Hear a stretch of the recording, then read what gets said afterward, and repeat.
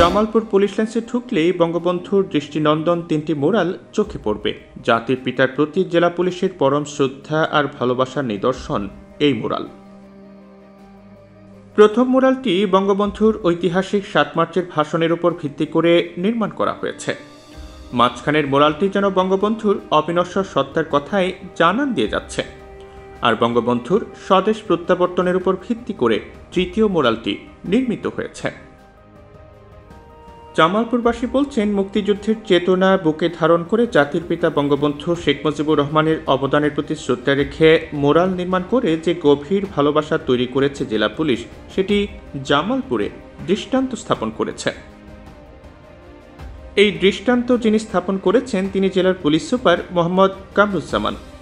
জামালপুরের মতো শেরপুর জেলা পুলিশ লাইন্সেও বঙ্গবন্ধুর ম্যুরাল স্থাপন করে তিনি দৃষ্টান্ত স্থাপন করেছেন।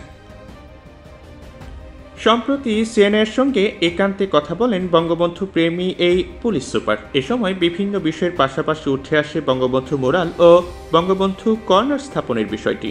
আমি বিশ্বাস করি মনে প্রাণে যে বঙ্গবন্ধু স্বাধীনতা এবং বাংলাদেশ এই তিনটি একই সুতোয় গাঁথা। বঙ্গবন্ধু যদি না হতো তাহলে আমরা এই স্বাধীনতার যে ডাক বা মুক্তিযুদ্ধ এটি কিন্তু পেতাম না। বঙ্গবন্ধু, মুক্তিযুদ্ধ এবং বাংলাদেশ এই তিনটি কিন্তু রাজনীতির ঊর্ধ্বে, এটি আমি মনে প্রাণে বিশ্বাস করি। এটি নিয়ে রাজনীতির কোনো জায়গা নেই। পৃথিবী যতদিন থাকবে বাংলাদেশ থাকবে। বাংলাদেশ যদি, বাংলাদেশের অস্তিত্ব যদি, আমি মনে করি যে পৃথিবীর মানচিত্রে যদি বুক চিতিয়ে দাঁড়িয়ে রাখতে চাই বাংলাদেশকে, অবশ্যই বঙ্গবন্ধুকে সাথে রাখতে হবে আমাদের। এবং বঙ্গবন্ধু ছাড়া এই বাংলাদেশের নাম নেয়া আমি বিশ্বাস করি না।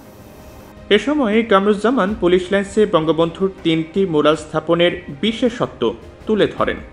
আমার প্রথম ম্যুরালের যেটি আছে সেটি হলো 7ই মার্চের বঙ্গবন্ধু যে স্বাধীনতার ডাক দিলেন, আমি বিশ্বাস করি মনে প্রাণে, আমরা বিশ্বাস করি যে মূলত 7ই মার্চের যে তার অবিস্মরণীয় ভাষণ, সেই ভাষণের মধ্য দিয়ে আমরা কিন্তু স্বাধীনতা যুদ্ধে কিন্তু লিপ্ত হয়ে গিয়েছিলাম।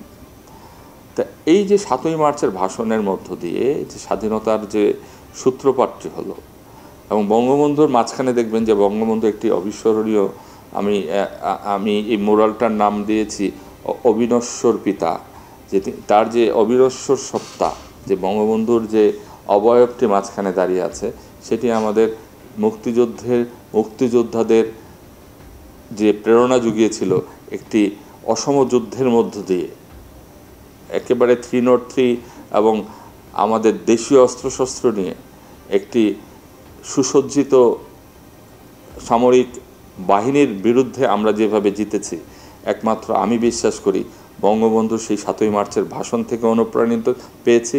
এবং বঙ্গবন্ধুর যে আমাদের অনুপ্রেরণা দিয়েছে, যে তার অবয়বটিকে চিন্তা করলেই কিন্তু সেই সময়ে যারা এখনও জীবিত মুক্তিযোদ্ধা আমরা দেখতে পাই, তারা এখনও কিন্তু সেই জীবনের কিন্তু জোশ ফিল করে, আবার যদি মুক্তিযুদ্ধে যেতে পারতাম।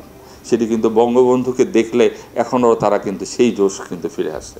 তো সেই জায়গায় আমরা মাঝখানে যে প্রতিকৃতিটা রেখেছি, সেটি কিন্তু এখন পর্যন্ত আমাদের কিন্তু সেই আবেগকে নাড়া দেয়। আমার ম্যুরালের 3য় ছবিতে আমরা যেটা দেখেছি যে স্বদেশ প্রত্যাবর্তনে যে ছবিটি আপনারা দেখতে পাই, যে আমি বিশ্বাস করি যে বঙ্গবন্ধু 7ই মার্চের ডাক এবং আমরা 16ই ডিসেম্বরে যে যুদ্ধ করলাম, আমরা যে স্বাধীনতা পেয়েছি, বিজয় ছিনিয়ে এনেছি, যে বিজয় দিবসকে আমরা যে স্বাধীনতা পেলাম, আমরা দেশ স্বাধীন করলাম, সেটির পূর্ণতা পেয়েছে 10 জানুয়ারি বঙ্গবন্ধুর স্বদেশ প্রত্যাবর্তন দিবস উপলক্ষে।